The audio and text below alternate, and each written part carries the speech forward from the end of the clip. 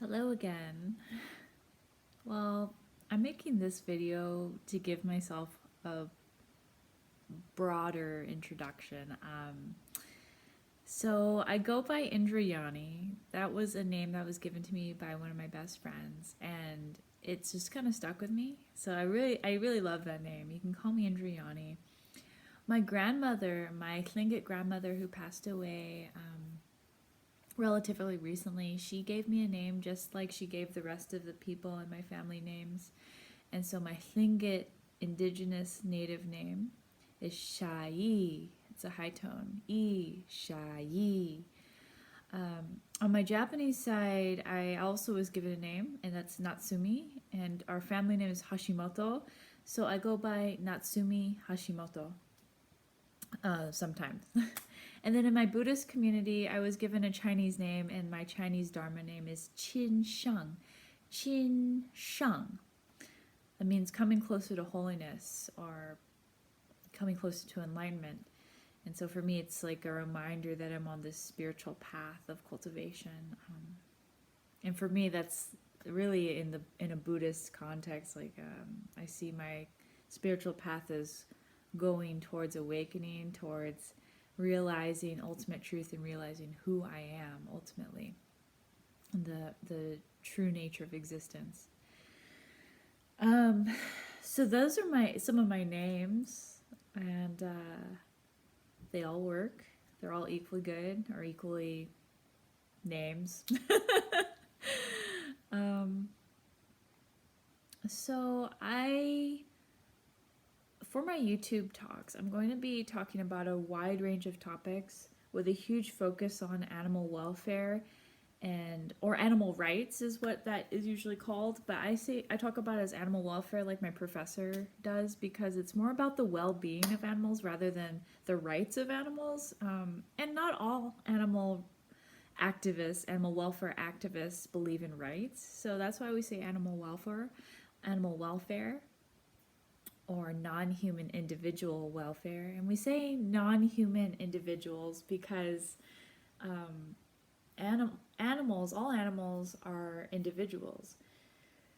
Just like I'm an individual, just like you're an individual, just like your family members are individuals, your friends are individuals, every person that you see in the streets is an individual. Every creature on the planet is an individual. They are unique and have their own unique desires, their own unique situations and propensities and karma and lives. So we say non-human animals or non-human individuals. It's kind of respecting their individuality, basically. So I'll be talking about non-human individual welfare, but I will also be talking about indigenous issues, tea culture, tea ceremony. I'll hopefully be able to pour tea for you guys, at least show you. I wish I could actually pour tea for you, but I can't do that through the YouTubes. But I'll show you tea brewing techniques and how that's anchored in mindfulness, and it really is a beautiful part of mindfulness-based practice, for me at least. Maybe I'll show you some Tai Chi or Qigong and yoga, mindfulness meditations. I will hopefully get to record some mindfulness meditations for you guys.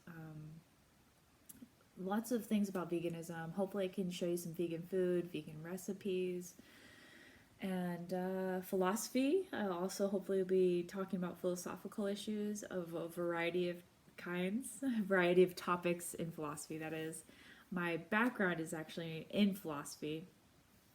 So my undergrad, I studied philosophy, psychology, comparative religion, with focuses in Buddhist studies, social psychology, meditation, engaged Buddhism, philosophy of art, animal welfare, and what else? Philosophy for children. I love philosophy for children. And then in my graduate program, I studied Buddhist studies, or Buddhist classics rather, and philosophy. We studied Western philosophical texts as well. In the, how do I say? So I went to Dharma Realm Buddhist University, and so we studied it in the context of like group shared inquiry. And so I kind of have a lot of diverse ways of thinking about things and studying text and having conversations with people. So I hope to utilize my skill set when I share through YouTube with you guys. So that's a little bit of my background, at least on the intellectual side. In terms of practice, lived practices, I also meditate, or I try to. It's hard as a mom now, but I have historically meditated quite frequently, done retreats regularly, through mostly Chan and Vipassana, Shamatha Vipassana in the Buddhist tradition, and body mindfulness-based practices. Like I said, I try yoga, yin yoga, and I'm trying to do Tai Chi and Qigong now. Hopefully I can establish a strong practice there. So I hope to talk about these things with you. And I think my lens, is unique to the extent that I'm Indigenous. I'm mixed Indigenous, part Asian, part European, but also part Indigenous, Tlingit, Haida, and Aishihik of Alaska.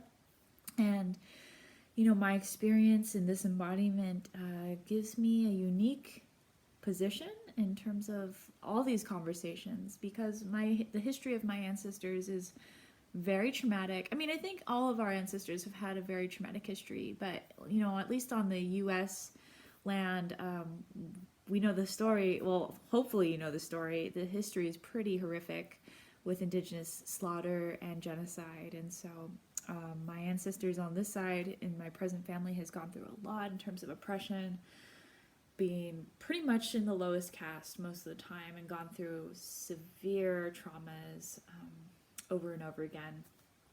And so I can look through this lens while I engage all of these different subjects that are very common in media and in academia, or just in common conversations that people don't typically see. So I hope that my unique, perspective, at least in terms of ethnicity, can shed light, can share light. I also want to say, with respect to animal welfare issues, there's a plethora of information and topics to talk about, so I hope to engage those as best as possible. I was inspired by a handful of animal welfare activists out there: James Aspey, Earthling Ed, Joey Carbstrong, Gary Yourofsky. I can't even say these people's names.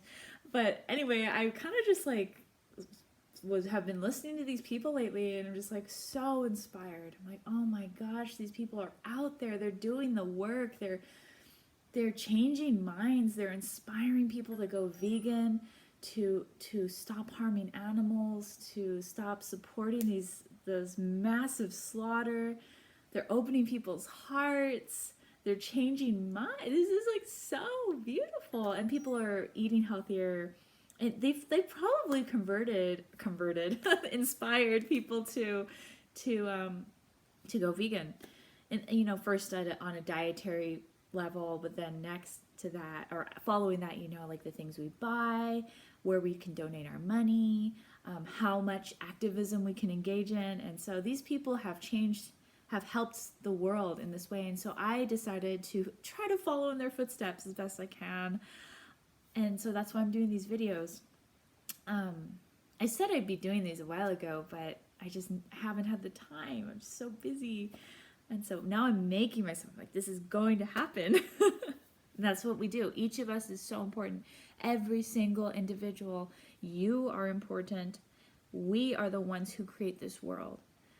So people will say, oh, I'm just one person. I can't do that much. I just go get my groceries. I just eat this thing. I'm only one person, and everybody's doing this. So how can we change the world? Well, you are the cause. You are the ones giving institutions money. You are the one who affects everybody around you, your children, your siblings, your family, your friends. Just by being here, you are affecting the world. So you are the one to change the world. So be vegan. If you're vegan, you can inspire everybody else around you to be vegan, and you can be one person who can cause less suffering, one person who can save more animals people's lives. I don't know the numbers, I don't have the statistics, but it's obvious. If you're eating chicken, if you're eating beef, if you're eating pork, and you stop, imagine how many lives you have saved right there. And you can eat all of these wonderful healthy foods. You can eat salads, you can make delicious stir fries, smoothies, grain bowls, burritos, you name it. You can probably make it, and it's so tasty. I promise you will not be losing much. If anything, you might not lose anything actually in terms of flavor. You can probably get it vegan. Literally almost everything has been made, I'm sure. I mean, from what I've seen so far, almost everything can be made vegan. So anyway, my goal is to help educate the public, help educate you about what plant-based living looks like and how important it is, how essential it is. It is not a joke. This is not a small matter. Everything I am hearing is indicating that this is urgent. That is why I'm making these videos, because we don't have time. I don't think people realize there is no time to question about, should I be vegan? How can I help the planet? It's like, no. The simplest and fastest and most effective thing we can do to help make a better future for everybody is to go plant-based. Well, and plus some other things, but that is the fastest thing you can do, is just go vegan, and we can help you. We are here to help you. If you type in vegan activism, or look up people like James Aspey, Earthling Ed, Joey Carbstrong, Gary, Yourofsky, or just say major vegan activists. Look them up, listen to their talks, see, and just you can even reach out to them or reach out to me and ask, where do I start? This thing is challenging for me. Can you help me with this? There are probably vegans or animal activists who can help you with your question. It's not impossible. I know it might seem difficult, but it really is not once you just make that step. It's just like, oh, I'm just going to do this because this is the best thing I can do for everybody, literally everybody, for the planet, for babies. I'm doing this for my child too. I want her to have a future. I want all children to have a future here. And right now, the future is looking a little grim, or not even a little, it's looking a lot grim, because the current context is pretty horrific, and I think it's just kind of snowballing in a bad way.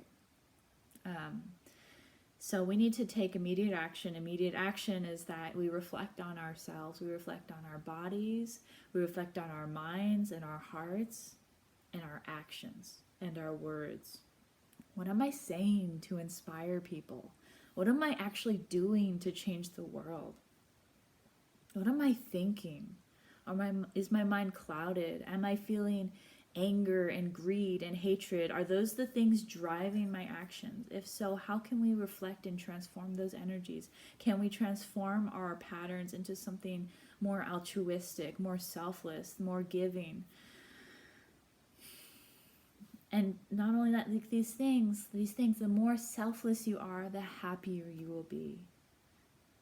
I know it's counterintuitive. It's but I want these things. I want all these things, and that's what makes me happy. No, it's actually the opposite. Once you give up your attachments, once you give up the things you think make you happy, and really, really look at the root of what happiness is, and see the nature of your mind. If you really study the nature of your mind, you'll see that the more selfless you are, the more happy you can become.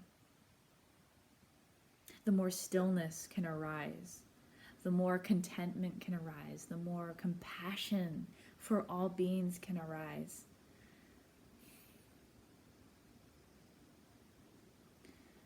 Please consider what I've just said as deeply as you can.